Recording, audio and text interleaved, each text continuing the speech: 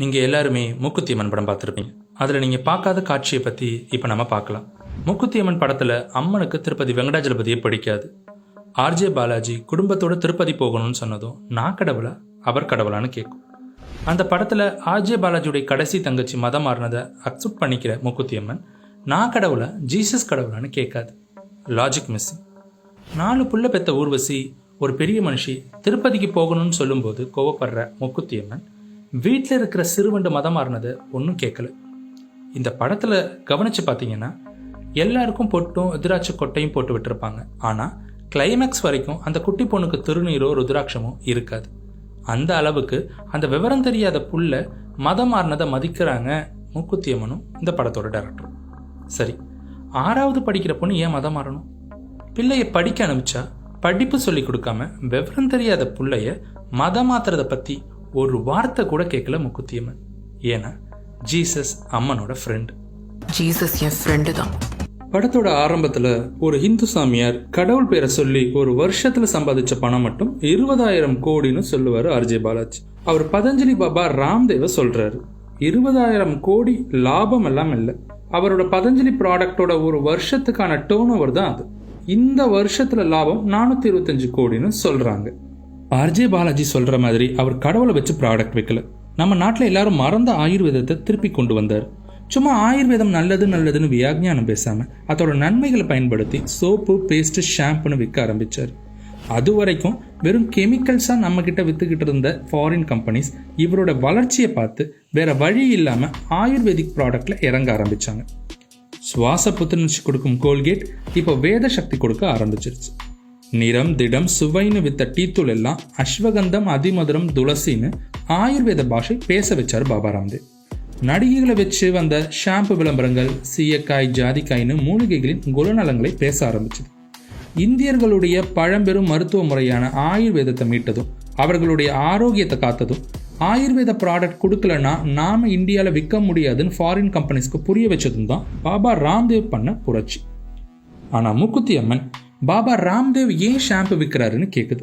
தரமான பொருளை இந்தியாக்குள்ள விற்று 425 கோடி லாபம் சம்பாதிச்ச பாபா ராம்தேவை கேள்வி கேட்குற அம்மன் காஸ்பெல் ஆஃப் ஏஷியாங்கிற சர்ச்சுக்கு போன வருஷம் மட்டும் 825 கோடி ஃபாரின் ஃபண்டு வந்திருக்கு. ஒரு சர்ச்சோட வருமானம் மட்டும் 825 கோடினா இந்தியாவில் எத்தனை சர்ச் இருக்கு? ஒரு வருஷத்துல இவங்களுக்கு எவ்வளவு கோடி வரும்? கடவுள் பேரை வச்சு சம்பாதிக்கிறது பாபா ராம்தேவா இல்ல மற்றவங்களா? இதை மூக்குத்தி அம்மன் கேட்காது. ஏன்னா ஜீசஸ் என் ஃப்ரெண்டு தான். அடுத்து ஆர்ஜே பாலாஜி சாமியார இன்டர்வியூ எடுக்கிற சீன்ல உங்க ஆசிரம் 163 நாடுல இருக்குன்னு சொல்றாரு. உலகம் முழுக்க 100 சென்டருக்கு மேல இருக்கிறது ஆர்ட் ஆஃப் லிவிங் ஸ்ரீ ரவிசங்கருக்கு தான். பல நாடுகளில் நடக்கிற போர்களை முடிவுக்கு கொண்டு வர அமைதி தூதுவரா ஸ்ரீ ரவிசங்கர் இருந்திருக்கிறார். இலங்கை போர்ல கூட அந்த போரை தவிர்க்க முயற்சி செஞ்சார். அந்த படத்துல ஒரு ஆன்மீக குரு கிட்னி மாற்று அறுவை சிகிச்சை செய்யற ஒரு அப்பா தன் மகனோட கிட்னி வாங்கக்கூடாதுன்னு சொல்றாரு. ஏன்னா அந்த பையன் மாற்று மதத்துல கல்யாணமான ரத்தம் அசுத்தமாயிடும்னு சொல்றாரு. இந்த மாதிரி ஸ்ரீ ரவிசங்கர் சொல்லியிருக்கிறாரா? இல்ல இந்த மாதிரி எந்த ஆன்மீக குருவாச்சும் சொல்லியிருக்கிறாங்களா? இப்படி ஒரு பழிய ஹிந்து சாமியார்கள் மேல போடணும்னா இந்த படம் எடுத்த ஆர்ஜே பாலாஜி மனசுல எவ்வளவு வன்மம் இருந்திருக்கணும்? 150 நாடுகளுக்கும் மேல கிட்டத்தட்ட 35 கோடி மக்களுக்கு தியானம், யோகா எல்லாம் சொல்லி கொடுக்குறாரு ஸ்ரீ ரவிசங்கர். அவரை ஏன் இவ்வளவு கேவலமா சித்தரிக்கணும்? அடுத்தது காட்டழிச்சு ஆசிரமம் கட்டின கதை. அதே புளிச்சு போன கதையை வச்சு சத்குரு ஜக்கி வாசுதேவ் அவர்களை டார்கெட் பண்ணியிருக்கிறாங்க. 1000 முறை அவர் சொல்லிட்டார் ஆசிரம் பட்டா நிலத்துல இருக்குன்னு. கோர்ட்டும் சொல்லிடுச்சு. ஆனாலும் திரும்ப திரும்ப திரும்ப அதே புளிச்சு போன போய். நான் 1 இன்ச்சு லேண்ட் ஆக்கிரமிச்சிருக்கிறேன்னு ப்ரூவ் பண்ணா இந்தியாவை விட்டே போயிடுவேன்னு பல மீடியாவில் டைரக்டா சொல்லியிருக்கிறாரு. ஃபாரஸ்ட் லேண்ட் ஒரே ஒரு இன்ச் எடுத்திருந்தா சொல்லுங்க. நான் அப்பவே சொன்னேன், ஒரே ஒரு இன்ச் எடுத்திருந்தா நான் கிளம்பிடுவேங்க. இந்த சரி 1 இன்ச் எடுக்கல. இன்ன வரைக்கும் யாரும் ப்ரூவ் பண்ணல. ஏன்னா அப்படி ஒன்று நடக்கவே இல்லை.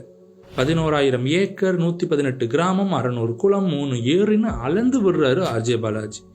ஈஷா ஆசிரமம் இருக்கிறது 150 ஏக்கர். பக்கத்துல காருண்யா இருக்கிறது 750 ஏக்கர்.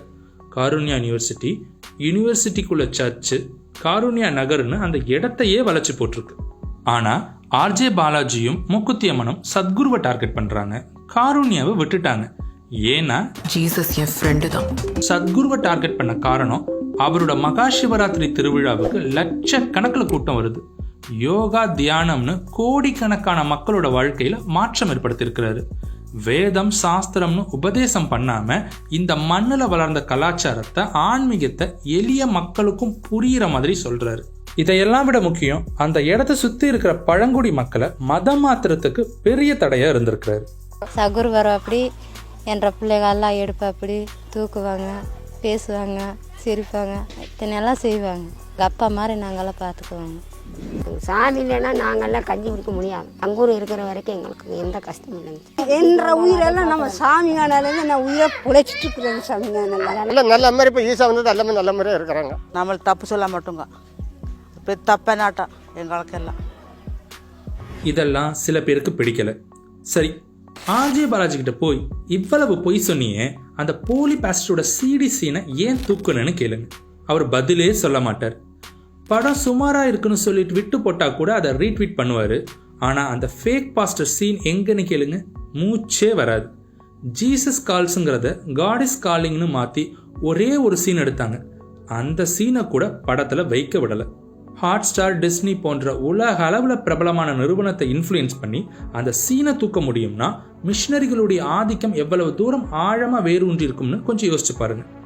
நாம ஜீசஸ்க்கோ இல்லை ஏதோ ஒரு மதத்துக்கோ எதிரானவங்களா இல்லை.